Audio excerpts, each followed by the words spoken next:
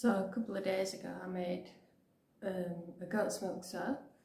Didn't quite turn out as good as I was hoping it would. I've been making soap for quite a long time and I haven't had too many mistakes, but this one wasn't quite as perfect as I was hoping it would be. So I hope you enjoy watching that video, and I hope you enjoy me making a fool of myself doing these videos.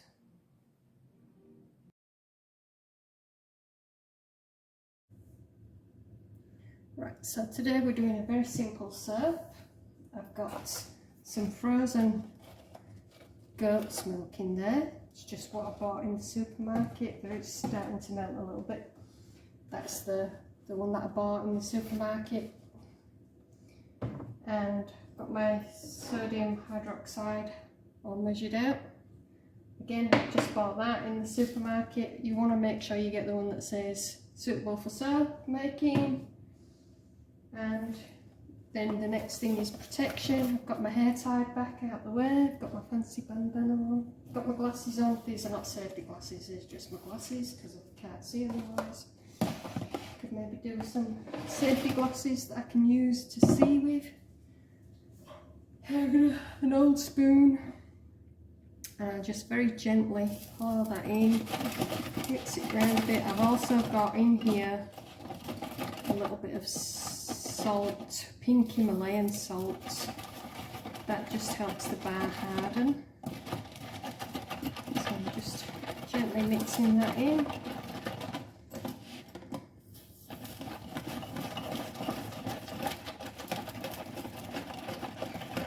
There's two reasons why to use frozen milk or water, ice, is one, it cuts down the fumes, and two, with the milk it stops it from burning it. It can burn quite easily because it gets very hot.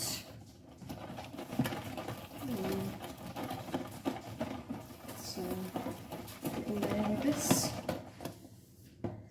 The other recommendation is don't let your animals in whilst you're doing it, and my Mr. Gibbs has just walked in. Haven't you, Gibbs? Eh? Good boy, it's not food. So he's an old dog, he's quite placid. But they do recommend not to let your animals in. So that it's slowly melting.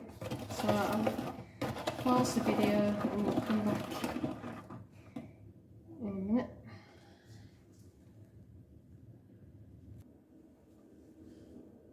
So in the red jug here I've got some coconut oil. I've just warmed it up. I'm going to put this in here. This I've got in here my olive oil and castor oil. Can't quite see that. There.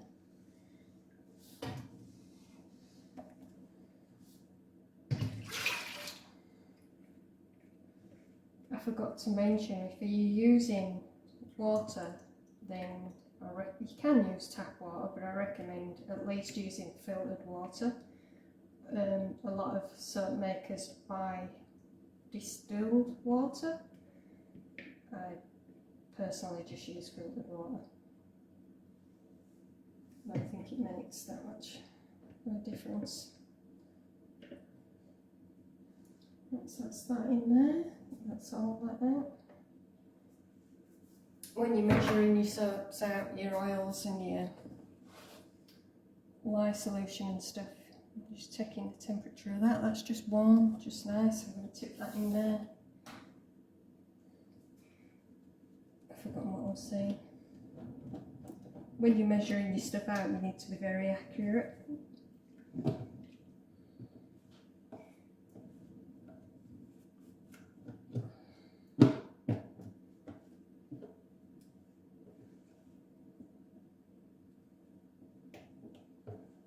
Since I've done a goat's milk soap, and I'm looking at that thinking, it's gone solid. I don't remember it doing that before.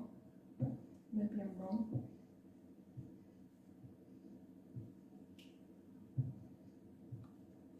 This is where I should have some long sleeves on. my arms.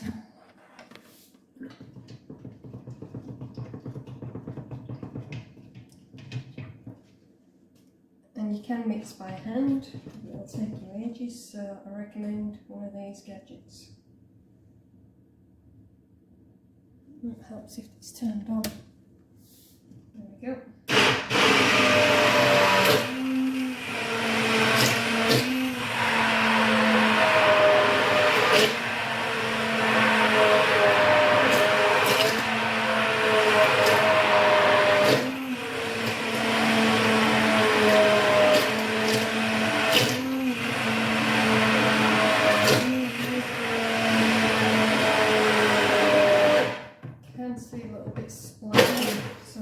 I can see a little bit splashing, so hopefully it's not going too far. It's staying in the deck bowl mainly, but that's what it looks like. So far you can't really see it because the camera's too low.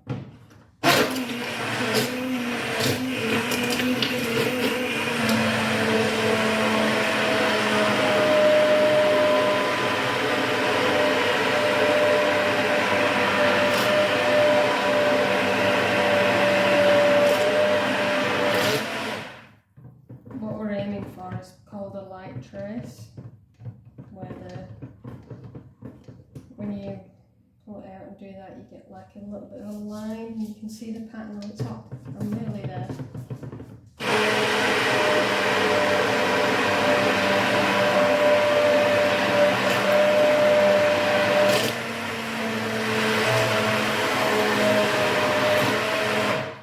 Haven't added any fragrance or anything like that to this one. It's just a basic soap, no added extras apart from the goat's milk.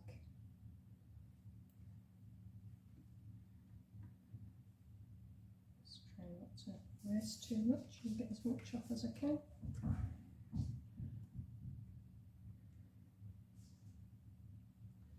I'll get the camera in a second and I'll show you what it looks like on top, so that you get an idea of what it looks like.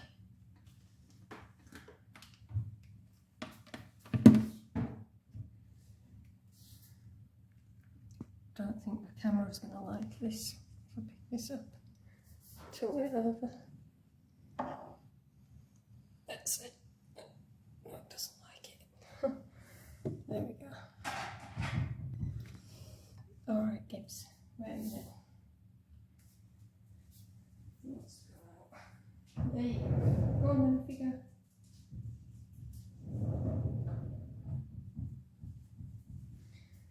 So this is my soap mould that I've got. Now I used to use these silicone baking moulds that you can buy again in the supermarket. I actually got this one in a charity shop. So yeah, they work just as well, or you can just use the wooden box and line it with some like baking paper.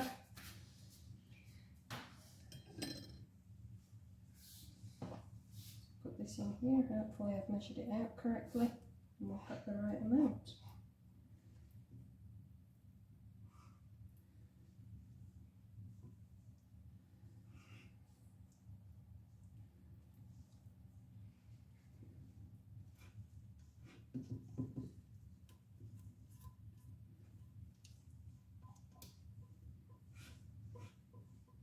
It's actually quite thick.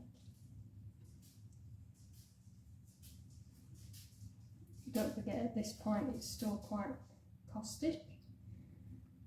As it turns into soap, it neutralises and then it won't really stick. So it just takes a bit of time. But usually just once it's hard, it's fine.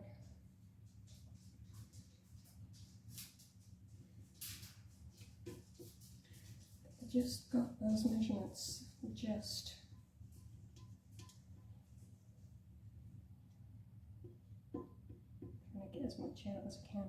Don't want to waste any.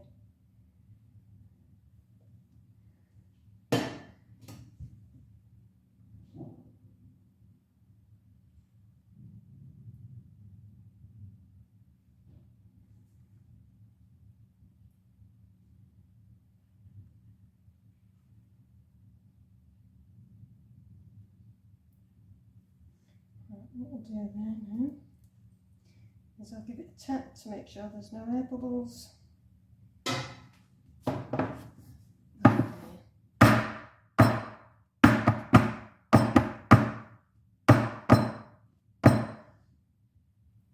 might just give it a little bit of a pattern on the top with the spoon.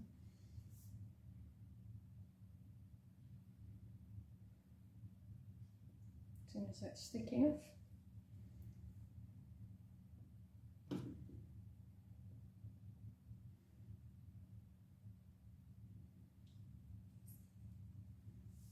Don't look very good, looks a bit messy.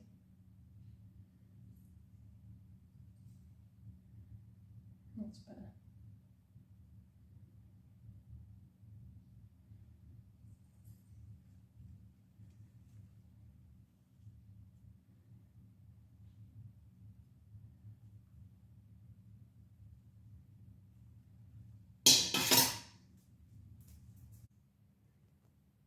So that's what the top looks like. I tried to do a bit of a design, but it looks a bit messy. But oh well, I tried.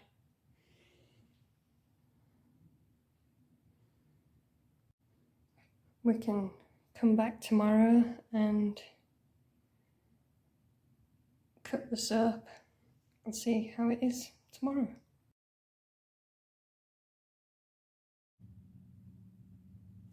So we're about 24 hours later. I have unmoulded the syrup. I was a little bit disappointed. I think it's got a little bit hot. It's cracked a bit on the top here, and there's a little bit of orange weepy stuff come out.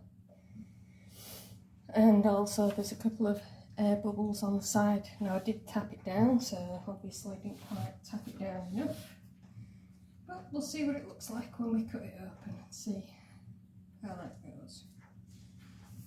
My cool gadget here, hopefully the strings are tight enough. These are just guitar strings.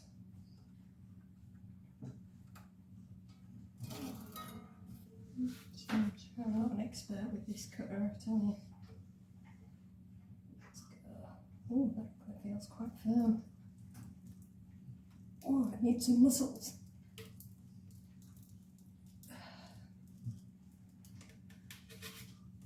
Doesn't quite go through. The strings aren't quite tight enough. There we go.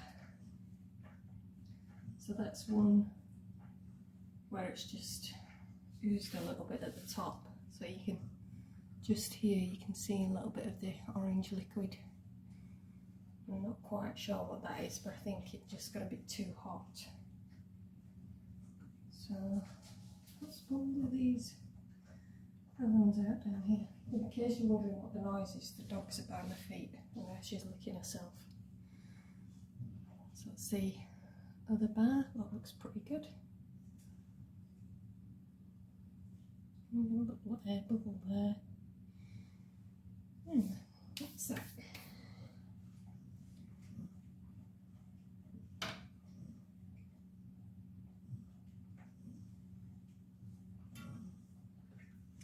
So what I do when I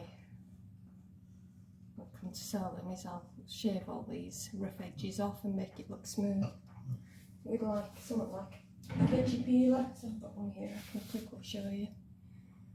So just go down like that.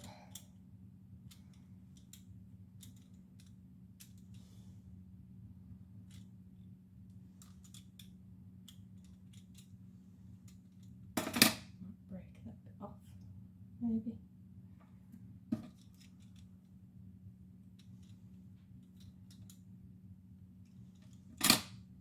So there you go, all nice and smooth edged. So then we leave that to cure for about 6 weeks. Probably could do it in 4, but I didn't like to leave it 6 just for that extra, just in case. And there we go, that is my syrup made and done.